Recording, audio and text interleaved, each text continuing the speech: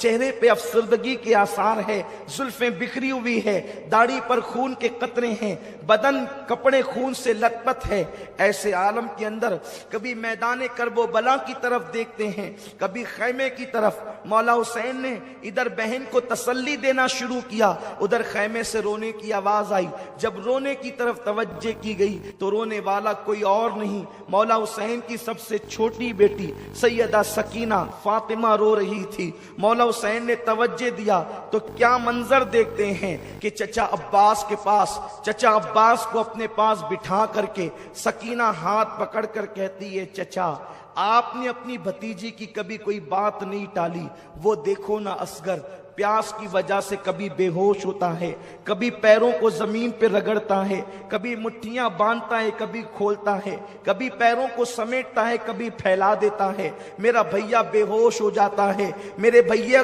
کا ہوش ختم ہو جاتا ہے۔ میرے چچا آپ ہمارے لیے پانی کا تھوڑا سا انتظام کر دیں، اگر اپنی سکینہ کو نہ پلا سکے تو کوئی بات نہیں، لیکن معصوم اصغر کے لیے تو انتظام کریں۔ اللہ اکبر۔ مولا عباس نے، غازی عباس نے جیسے ہی اپنی بھتیجی سکینہ کا یہ دکھڑا سنا، اللہ اکبر، تیش میں آ گئے، اس لیے کہ حضرت عباس علمدار مولا علی کی اور بیویاں جو تھی ان میں سے ایک بیوی جناب سیدہ ام بنین کے بیٹے تھے، لیکن سیدہ فاطمہ کی اولاد کا اتنا احترام کرتے تھے کہ اللہ اکبر، مولا حسین کی اولاد کے سامنے غلاموں کی طرح رہتے تھے۔ آپ نے سنا ہوگا کہ اللہ اکبر، مولا عباس جس وقت علی اکبر کے ساتھ چلتے، حضرت علی اکبر ہم شبیہ رسول تھے، لیکن حضرت عباس کا حال یہ تھا، آپ کا جسم چوڑا تھا اور قد اتنا اونچا تھا کہ آپ اونٹ کی پیٹھ پر اپنا ہاتھ زمین پہ کھڑے ہو کر کے رکھ لیا کرتے تھے۔ اس قدر تناور آپ کا انداز تھا، اس قدر آپ کا جسم تھا، مضبوطی کا عالم یہ تھا۔ اس کی وجہ یہ تھی، سیدہ فاطمہ نے وصیت کی تھی، اے علی میرے بعد جب آپ نکاح کرنا تو بہادر گھرانے کی عورت سے نکاح کرنا، کیونکہ بہادر ماں سے جب بہادر بیٹے پیدا ہوں گے تو وہ میدان کربلا میں میرے حسین کے کام آئیں گے۔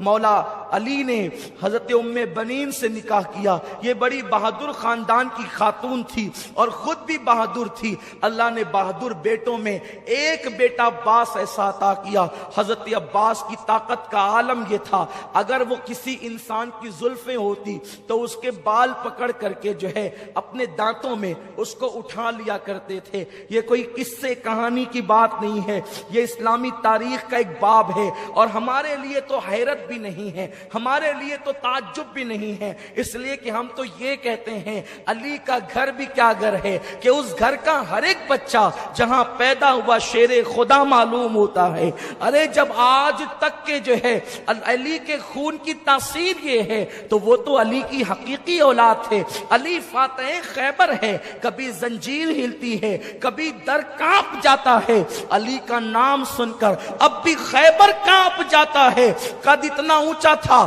کہ بال پکڑ کر دانتوں سے انسانوں کو اٹھانا چاہے تو اٹھا لے، اونٹ کی پیٹھ پر زمین پہ کھڑے ہو کے ہاتھ رکھ لے، لیکن جس وقت حضرت عباس علمدار حضرت علی اکبر کے ساتھ مدینہ منورہ کی سرزمین پر چلتے تو اپنے گھٹنوں پہ ہاتھ رکھ لیتے اور رکوع کی حالت میں جھک جھک کر کے چلتے۔ کسی نے کہا عباس یہ تیرا بھتیجا ہے علی اکبر، اور جب تم ان کے ساتھ چلتے ہو تو جھک کر کے چلتے ہو۔ تو مولا عباس نے کہا تم دیکھتے نہیں یہ فاطمہ کا پوتا ہے اور ہم شبیہ رسول ہے، اگر میں اٹھ کر کے چلوں گا تو میرا سایہ تصویر رسول پہ نہ پڑ جائے، اس لیے میں جھک کر کے چلتا ہوں تاکہ تصویر رسول کی بے ادبی نہ ہو جائے، ہم شبیہ رسول کی بے ادبی نہ ہو جائے۔ قدر والے جانتے ہیں قدر شان اہل بیت، میرے پیارے آقا علیہ السلام کے پیارے دیوانوں، تو مولا عباس کو خاندان حسینی سے بڑی محبت تھی، اسی لیے تو مورخین نے یہاں تک بھی لکھا ہے